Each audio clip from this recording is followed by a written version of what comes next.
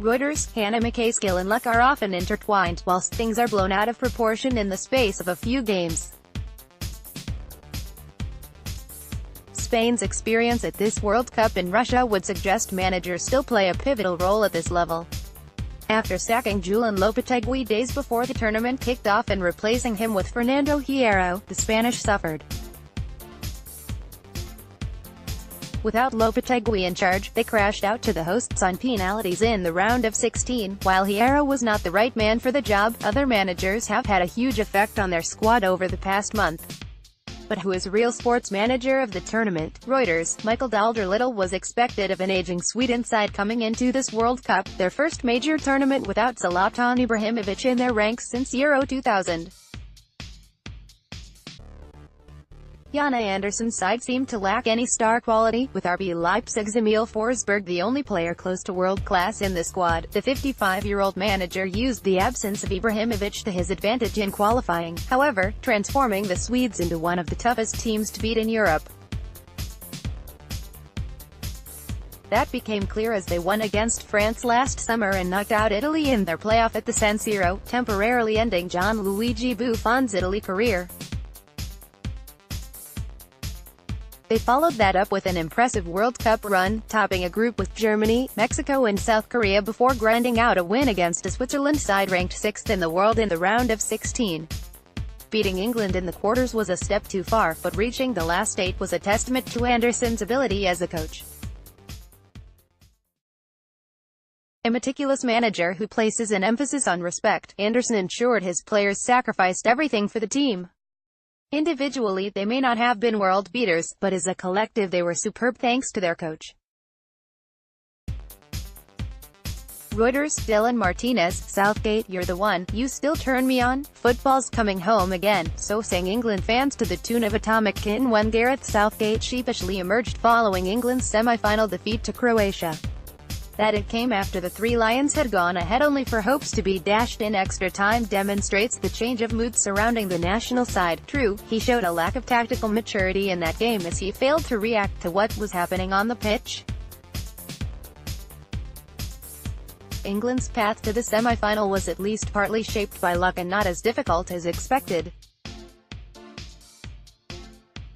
Taking into account the loss to Belgium in the third-place playoff, England's record at this tournament reads W3D1L3, but that is to pick apart a hugely encouraging tournament for England, their best World Cup since Italia '90.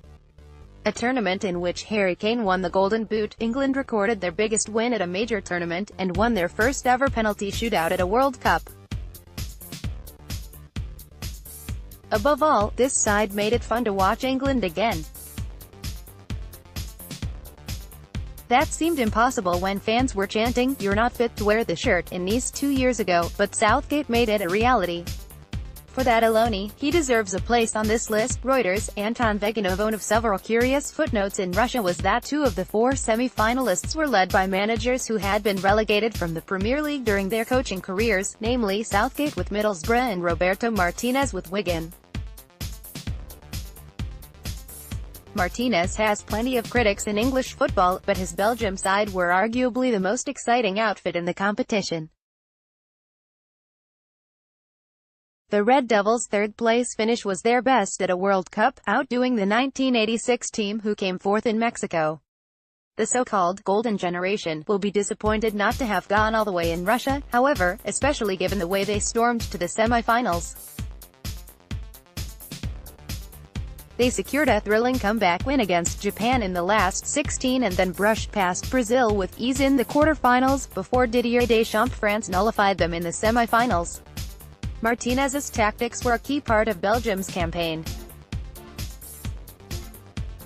He changed his system when they suffered against Japan and then outwitted tight in the quarter-final, playing an asymmetrical 4-3-3 with Kevin De Bruyne as a false 9 which took everyone by surprise. He'd not surprised Deschamps and got it wrong against France, hence why he is not higher on this list. But 1 or 2 of his detractors may think twice about him after this tournament. Reuters, Antonio Bronick Zlatko Dalic called his side a miracle after their semi-final win against England, and it is hard to disagree. Croatia became the second smallest nation since Uruguay in 1950 to make it to a World Cup final when they beat the Three Lions in Moscow. The fact they got there after playing extra time in 3 consecutive knockout games made their story even more remarkable. Dalic was relatively unknown before the tournament and refused to sign a contract when he first became Croatia manager in October, asking what difference it made if they did not qualify for the World Cup. But he got the best out of this talented crop of players while off-field issues raged in the background as Croatia went one better than the 1998 crop who came third. His tactics were not always effective, and Croatia spluttered after hammering Argentina 3-0 in the group stage. That was largely because Dalic played Luka Modric and Ivan Rakitic at the base of midfield, with the Clasico pairing unable to exert their usual influence on games. He recognized that, in the final, however, starting Marcelo Brozovic to free up his 2 best players from their defensive duties. Croatia played some of their best football of the tournament as a result, despite losing to France. Their luck ultimately ran out, but Dalic took his nation to new heights in Russia and is fully deserving of second place. Reuters, Charles Platiel, L. and Carl Recchini, R. How do you solve a problem like Didier Deschamps? Usually the manager of the winning side would be guaranteed universal praise, but Deschamps has divided opinion while in charge of Les Blues. The 1998 World Cup winner has been accused of holding his side back, and there is certainly a case to be made that he prioritizes defense over attack.